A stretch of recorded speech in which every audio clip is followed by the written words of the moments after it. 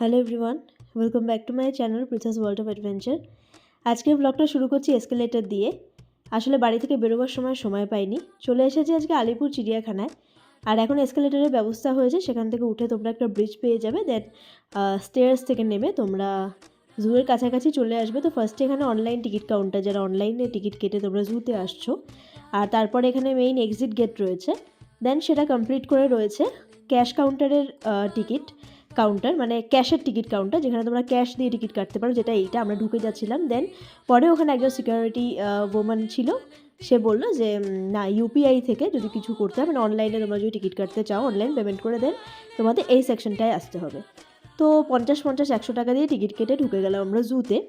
তো অ্যাকচুয়ালি জুতে আসার আমার অ্যাজ কোনো ইচ্ছে ছিল না, বাট প্রসূনের ভীষণ ভালো লাগে জুতে যেতে। আমরা 2019-এ লাস্ট এসেছিলাম, তখন আমরা রিলেশনশিপে ছিলাম 1 বছরে, তখন আমরা এসেছিলাম আর আসলাম এই।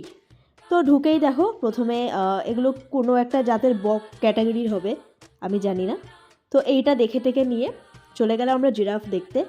তো অ্যাজ সাচ কিন্তু নতুনত্ব আমি এবছরও জুতে গিয়ে কিছু পাইনি। অতিরিক্ত মানে হাইপ করে রেখেছিল এবছর, যে যেটা খাঁচার মধ্যে মানুষ, বাইরে পাখি, এরম টাইপের কিছু একটা। তো প্রথমে গিয়েই আগে সেটা খোঁজার চেষ্টা করছিলাম। তো ওখানে একজন বলল যে কোথায় আছে, তো সেটা দেখতে গেলাম, সেটা তোমাদের দেখাচ্ছি। তার আগে 2 রকমের পিকক দেখিয়ে নিলাম তোমাদেরকে। অনেক পশু পাখি কিন্তু মিসিং, খাঁচার মধ্যে নেই, সেগুলো আমার কাছে খুব ডিসঅ্যাপয়েন্টিং লেগেছে, জানি না কেন। তো দেখো এখানে বিভিন্ন ধরনের রেপটাইলস, এগুলো আমি ক্যামেলিয়ন বলে জানি, বাট এগুলো ক্যামেলিয়ন ছিল না, এগুলো অন্য ক্যাটাগরি রেপটাইলস ছিল। সাপের সেকশনটায় সাপ একদমই নেই, সেটা তোমাদেরকে দেখাচ্ছি। চিড়িয়াখানায় কিন্তু ভালোই ভিড় আছে,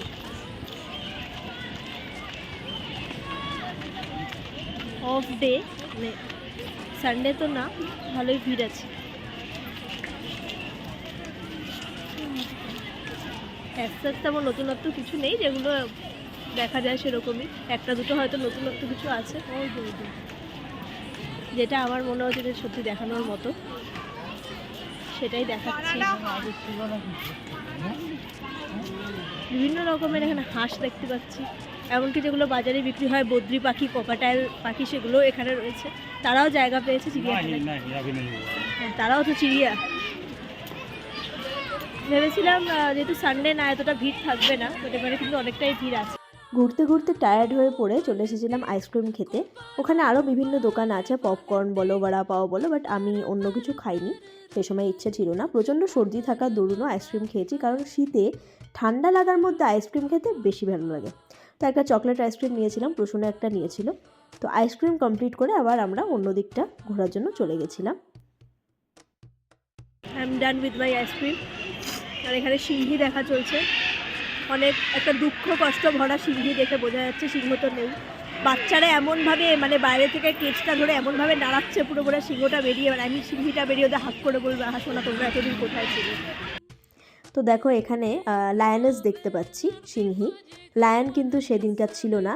সিংহিটার চেহারা দেখে আমার যা মনে হচ্ছে যে কবে লাস্ট খেতে পেয়েছে সে ব্যাপারে আমার কোনো ধারণা নেই, এতটাই ডিসঅ্যাপয়েন্টিং ছিল সিংহির চেহারা। ওইখানে একটা ম্যাপ ছিল জুতে, যে কোথায় কোথায় কোন কোন প্রাণী আর কি আছে, ওইখানে ওইকে ছবিটা তুলে রেখেছে, বারবার করে ফোন খুলছে, দেখছে আর কোথায় কোন প্রাণী আছে সেদিকের দিকে যাচ্ছে। এত ডেডিকেশন লেভেল আমার নেই, আমার হচ্ছে 2-1টা দেখলেই হয়ে যায়, হয়েছে তো জু আসলাম দেখলাম, ব্যাস, এর বেশি ভালো লাগে না, একটু ওরকম। তারপরে এখানে আমরা মাঙ্কি দেখতে এলাম। তো সব বেশিরভাগ পশু পাখি এত দূরে, ক্যামেরাতে ফোকাস দিচ্ছে না। হঠাৎ করে গুহার মতো এটা দেখে ভাবলাম এর মধ্যে কী আছে। তো আমি ঢুকেছিলাম, ঢুকে আমি 1 সেকেন্ডও তিষ্ঠতে পারিনি, এত ভেতরে গন্ধ। ভেতরে বিভিন্ন প্রজাতির সজারু ছিল, প্রসূন গেছিলো, ও দেখে এসেছে। তো তারপরে এই যে walk in bird aviary, if I am প্রনাউন্সিং right. তো এইটা হচ্ছে সেই হাইপড জায়গা যেটা নিয়ে প্রচণ্ড কথা হয়েছে এবছর। শুধু এই টানেলটুকু ছিল। আর সত্যি কথা বলতে আমি তোমাদেরকে এই জায়গার ভিডিওটা কোথাও কাট না করে কম কাট করার চেষ্টা করেছি, তোমাদেরকে দেখানোর চেষ্টা করেছি সত্যি সবকটাতে পাখি আছে কিনা। খুব বেসিক কয়েকটা পাখি যেগুলো আমরা আশেপাশে আমাদের বাজারঘাটে অবধি দেখতে পাই, লাইক বদ্রি, ককাটাইল অ্যান্ড লাভ বার্ডস। আর 1-2টো কাকাতুয়ার অন্য প্রজাতি ছিল, যেমন আমি এখানে তোমাদের লাভ বার্ড দেখাচ্ছি, তেমনি কিন্তু দেখো এই পাশে বদ্রি দেখাবো। তো এটাও আমার কাছে খুব ডিসঅ্যাপয়েন্টিং লেগেছে, যে ব্যাপারটা নিয়ে এতটা হাইপ, সেই জিনিসটা কোথায়, মানে আমি ঠিক পেলাম না। এখানে কিছু যাতে হাঁস তোমাদেরকে দেখিয়ে দিলাম, এইটাই ছিল এভিয়ারিতে, আর কিন্তু অ্যাজ সাচ কিছু ছিল না। তো অন্য কিছু অন্যরকম দেখতে পেলে কিন্তু আরও ভালো লাগতো। আমি জানি না যে অ্যাভিয়ারি এইটুকুই কিনা, বাট আমি ওখানে কয়েকজনকে জিজ্ঞাসা করে এই জায়গাটাই তারা আমাকে দেখালো এইটাই সেই ওই ওয়াক ইন অ্যাভিয়ারি বা যেটা খাঁচার মধ্যে মানুষ বাইরে পাখি। তো সেটা দেখার পরে চলে গেল আমরা জ্যাগুয়ার দেখতে। জ্যাগুয়ারটা বেশ ভালোই লাগলো, সামনে দিয়ে হেঁটে হেঁটে বেড়াচ্ছিলো, তবে আমার যেন সামহাও মনে হলো যে এগুলোকে একটু খেতে দেওয়া দরকার বলে। তারপর রয়্যাল বেঙ্গল টাইগারের কাছে চলে গেলাম।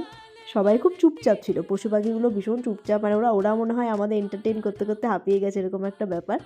হোয়াইট টাইগার দেখিয়ে দিলাম তোমাদেরকে, পরপর অনেকগুলো তোমাদেরকে দেখিয়ে দিচ্ছি শেয়াল, খেকশিয়াল এই সমস্ত। কিন্তু স্নেকের জায়গাটায় গিয়ে যখন কোনো স্নেক দেখতে পেলাম না, সেটা একটুখানি ডিসঅ্যাপয়েন্টিং লাগলো। প্রতিটা মানে স্নেকের জায়গা যেটুকু আছে টোটালটাই খালি, জানি না কেন, কী কারণে বুঝলাম না। এখানে দেখো জলহস্তি, এদের শীতকালেও শীত লাগে না, জলের মধ্যেই থাকে। তারপর এখানে আমরা দেখে নিলাম হাতি, আরও বিভিন্ন ধরনের পশু পাখি আছে সেগুলো তোমরা পরপর দেখতে থাকো। কুমিরগুলো মানে এতটাই লেজি, দেখো কীভাবে শুয়ে রয়েছে 3টে কুমির, দেখে মনে হচ্ছে না আসল কুমির না। তারপরে দেখে নিলাম আমরা মাঙ্কি কিছু ধরনের, আর আমি তো বেশি হাঁটতে পারি না, হাঁপিয়ে গেছিলাম, আবার প্রশ্নের সব কিছু দেখতে হবে, ও যখন এসছে ও সব কিছু দেখেই যাবে। তো বাকিগুলো তোমরা দেখতে থাকো, তারপরে তোমাদের সাথে আবার কথা হচ্ছে। আর এখানে দেখো একটা ছোট্ট বেবি ডিয়ার, আমি জানি না বেবি ডিয়ারদের কী বলে, বাট আমার দেখতে এটা ভীষণ কিউট লেগেছে পার্সোনালি। আর এখানে এগুলোকে আমি তো বলগা হরিণ বলে চিনি, জানি না এক্স্যাক্টলি কী এই প্রাণীটার নাম ওখানে লেখা ছিল, বাট আমার এই মুহূর্তে মনে নেই। এটা নীলগাই, এটা নীলগাই, এটা এক ধরনের হরিণ। আমি আপাতত আপনাদের গাইড করছি এটা কী জিনিস, যদিও আমি ভিডিও এখান থেকে দেখে তারপরে আপনাদেরকে বলছি। কোথায় নীলগাই? এটা মুখের সাথে মিলই নেই। ও নীলগাইয়ের জায়গায় হরিণ রেখে দিয়েছে, তারা আমাদের কোনো দোষ, নীলগাই নেই তাই সেই জায়গায় হরিণ ঢুকিয়ে দিয়েছে। No offence. জুয়ের একদম মেইন গেটের ঠিক অপোজিট সাইডে পার্কিংয়ের ব্যবস্থা রয়েছে, আলাদা করে তেমন কোনো পার্কিং নেই, মানে এখানেই 4 হুইলার 2 হুইলার 1 হুইলার যদি কিছু থাকে সেটাও এখানেই ব্যবস্থা। পার্কিংয়ের ভীষণই খারাপ, মানে কতটা হেঁটে আসতে হলো এখানে। ওইদিকে হচ্ছে আলিপুর চিড়িয়াখানা, আর এইদিকে রয়েছে দেখো পার্কিংটা। তো এখন আমরা ক্যালকাটা 23 বলে একটা ক্যাফে কাম রেস্টুরেন্ট পেয়েছি, দেখা যাক ওইখানে যাব। তো সোজা গিয়ে বাদিকে গুগল ম্যাপে দেখলাম, এখন দেখা যাক কী আছে, কারণ আশেপাশে বাইরের রাস্তায় স্ট্রিট ফুড ছাড়া তেমন কোনো রেস্টুরেন্ট দেখতে পাচ্ছি না, তো ওই জন্য গুগলে সার্চ করলাম, দেখি। তারপরে চলে এসেছিলাম ক্যালকাটা 23, এটা খিদিরপুরের ওইখানটা, চতুর্ভুজ মিষ্টান্ন ভাণ্ডারের ওপরে। তো ঠিক এই জায়গাটার উল্টো দিকে, আমি জানি না এটা ঠিক এক্স্যাক্টলি খিদিরপুরের কোন জায়গা, বাট কার্ল মার্কস স্ট্রিট এই স্ট্রিটটার নাম। তো এখানটা চলে এসেছিলাম, গুগলে খুঁজে পেয়েছি। তো এখানটা চলে উপরে আসার পরে ওদের আরেকটা নিচে মানে আরেকটা রেস্টুরেন্টের জায়গা আছে, সেটা বুক ছিল, মেবি কোনো কনফারেন্সের জন্য বা কিছুর জন্য। এই উপরে রুফটপটা খালি ছিল, তো সেখানে গিয়ে আমরা বসেছি। জায়গাটা বাইরে থেকে দেখতে যতটা সুন্দর, ভেতরে ততটা আমার কিছু মনে হয়নি, বাট ঠিক আছে। তো তারপরে আমরা এখানে মেনু দেখছি, তো নর্মাল মেনু, আর দাম খুব অ্যাফোর্ডেবল, ভীষণ অ্যাফোর্ডেবল দাম। তো এখানে তোমাদেরও মেনুটা শেয়ার করে দিলাম, তো তোমরাও মেনুটা দেখে নাও। আমরা অর্ডার দিয়েছি একটা ড্রাই চিলি চিকেন, একটা ভেজ ফ্রাইড রাইস, আর মকটেল থেকে একটা কিউই ডিলাইট। তো আমি রাইস টাইস আমার খেতে ভালো লাগছে না এখন এই মুহূর্তে, আমার মানে হালকার মধ্যে কিছু খেতে ইচ্ছে করছে। ও খাবে ওই ড্রাই চিলি চিকেন থেকেই, ও খাবে, ও চিকেন বেশি খাচ্ছে না ইদানিং, কারণ ওর কোলেস্টেরল লেভেলটা অনেকটাই বেড়ে গেছে, তাই জন্য ও খাওয়া দাওয়া এখন কন্ট্রোল করছে। নাহলে 8 পিস চিলি চিকেনের সবটা মেরে দেওয়ার লোকও, তাই জন্য কম খাচ্ছে। আর এখান থেকে বেরিয়ে তারপর বাড়ি যাওয়ার সময় ফুচকাটা আমার মাস্ট অ্যান্ড ম্যান্ডেটারি, ওটা তো আমি খাবোই। আর এখানে চলে এসেছে আমার কিউই ডিলাইট, যেটা কিন্তু খেতে আমার ভীষণ ভালো লেগেছিল। খেতে কিন্তু বেশ রিফ্রেশিং। দেখো কিউইর একটা সুন্দর টেস্ট আছে, খুব রিফ্রেশিং। চলে এসেছিলো আমাদের ভেজ ফ্রাইড রাইস, আর এখানে ছিল ড্রাই চিলি চিকেন। তো এই দুটো খাবার সম্পর্কে কী সেটা তো সামনেই শুনে নাও। মোটামুটি আমাদের খাওয়া ডান হয়ে গেছে, আর এইখানে চিলি চিকেনটাও শেষ হয়ে গেছে। চিলি চিকেনে এক একটা পিস অনেক বড় বড়, দেখো এটা একটা পিসেরই আমি এতগুলো ভাগ করেছি। আর চিলি চিকেনটা খেতে কিন্তু ভীষণ সুন্দর। চিকেনটা প্রচুর খুব একটা খাইনি, অ্যাজ ইউজুয়াল আমি বেশিটা খেয়েছি। আর সবার ফার্স্ট আমার chilli chicken, dry chilli chicken ভালো লেগেছিলো দেশি রেডেরটা, and the second one with this one ভীষণ ভালো লাগলো। কোটিংটাও খুব পাতলা, আর চিকেনের পিসগুলো যথেষ্ট বড় বড়, আর তার সাথে কোটিংটা না ভীষণ ক্রিস্পি, মানে সসে টস করার পরও একটা নরম ভাব হয়ে যায় সাধারণত বেশিরভাগ ড্রাই চিলি চিকেনের ক্ষেত্রে আমি যেটা দেখেছি। বাট এই ক্ষেত্রে কিন্তু দেখলাম যে না, জিনিসটা কিন্তু বেশ এখনও ক্রিস্পি আছে। আর ওই যে একটা কথা আছে না, ডোন্ট জাজ আ বুক বাই ইটস কাভার, তো ওটাই দেখে আমার যেমন মনে হচ্ছিলো যে না, অ্যাম্বিয়েন্সটা তো বাইরের থেকে একদমই সম্পূর্ণ আলাদা, বাট ভিতরে কিন্তু খাবার দাবার আমার ভালোই লাগলো। ফ্রাইড রাইসটা not up to the mark, but চিকেনটা কিন্তু অনেক ভীষণ ভালো। তো এইটা ছিল আমাদের ছোট্টখাট্টো বিল। এখানে দেখো টোটাল অ্যাড্রেসটা দেওয়া রয়েছে, আর এখানে CGST SGST নিয়ে আমাদের 575 বিল হয়েছিল। তারপরে আমরা বাড়ি চলে এসেছিলাম, আর আসার পরে প্রসূন চলে গেছিলো নিউ লুকসে। ও হেয়ার কাট করানোর জন্য গেছিলো, চুলটা ভালোই বড় হয়ে গেছিলো। তো আমাকে বলেছিল অনেক দিন ধরে হেয়ার কাট করাবে, তো আজকে সময় পেয়েছে। আর বিশ্বনাথ দাকেও বোঝাবার চেষ্টা করছিল যে ও এক্স্যাক্টলি কী চাইছে। মানে বিশ্বনাথ দা ঘন্টা কিছু বুঝতে পারছিল কি না আমি সত্যি জানি না, কারণ ওর চুল কাটা নিয়ে ভীষণ এটা না ওটা, ওটা না সেটা। বিশ্বনাথদা খুব পেশেন্টলি, কিন্তু খুব পেশেন্স নিয়ে কাজটা করে। তো আমরা প্রত্যেকবার ওনার কাছে, আমি নিজের কাজটা ওনার কাছ থেকে করাই, আর প্রসূন তো ডেফিনেটলি ওনার কাছ থেকেই করায়। তো তারপরে ওখান থেকে আমি মায়ের কাছে চলে এসেছিলাম। তারপরে শুনে নাও। অবাক লাগছে না, মানে এক জায়গা থেকে হঠাৎ এক জায়গায় চলে আসলাম। অ্যাকচুয়ালি চিড়িয়াখানা থেকে ফেরার পথে প্রচণ্ড জ্যাম ছিল। জ্যাম সব কিছু কমপ্লিট করে আসার পরে চলে এসেছিলাম বাড়িতে এসে আবার বললো নিউ লুকসে যাবে হেয়ারটা কাট করাতে। তো আবার হেয়ার কাটিংয়ের ওখানে গেলাম। অনেস্টলি স্পিকিং ওর হেয়ার কাটিংয়ে মনে হয় 40 মিনিটের মতো লেগেছে, যেহেতু আজকে ট্রিমার ইউজ করা হয়নি, সিজারে পুরো কাটিংটা হয়েছে। আমি 45 মিনিট ঘুমিয়েছি ওখানে লিটারেলি, মানে আমার এত টায়ার্ড লাগছে, এতটা হাঁটতে হয়েছে।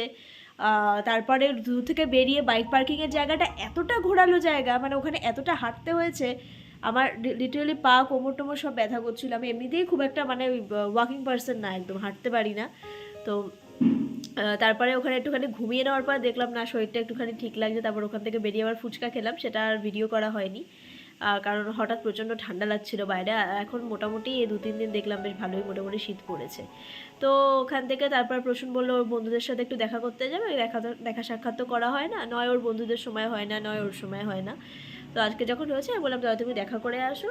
বললো না, ওকে তাহলে একটু মার কাছে দিয়ে আসে, মার কাছে একটু জায়গা, আমার শরীরটা খুব খারাপ লাগছে, মাথাটা খুব যন্ত্রণা করছে। তো এরকম মার কাছে এসেছি। আর মা এখন এই যে চা বানিয়ে দিয়েছে, এই যে চা রয়েছে এই গ্লাসে না, সুনুরু গ্লাস, হ্যাঁ, তো ওর একটা গ্লাস এখানে থাকে, তো এই গ্লাসটা করে আমি চা খাই। তো এই চা খাবো এখন। আর এখানে রয়েছে দেখো বয়মে নিমকি রয়েছে অল্প কটা, তো এই নিমকি দিয়ে এখন চাটা খাবো। আর রাতে ও চলে আসবে এখানে 11টা-11:15-র মধ্যে। তারপরে আজকে আমাদের যা হেকটিক স্কেডিউল গেছে, আমি বলছি এখান থেকেই সিদ্ধ ভাত খেয়ে যাবো, মা সিদ্ধ ভাত করবে, সিদ্ধ ভাত খেয়ে বাড়ি যাবো। তারপরে আবার কালকে থেকে যেইকে সেই নিয়ম। এই অনেক কথা বলে ফেললাম, আজকের মতো ভিডিওটা এখানে শেষ করছি। তোমরা যারা জু যাওয়ার প্ল্যান করছো, যাও, ঘোরো, অ্যাজ সাচ নতুন কিছু নেই, প্রথমেই বলেছি, তবুও গিয়ে ঘুরে আসতে পারো ফর টাইম পাস। যাই হোক, দেখা হচ্ছে তোমাদের সাথে পরের ভিডিওতে। ততদিন অবধি চ্যানেলের পাশে থাকো, সাবস্ক্রাইব করে রাখো। Bye bye.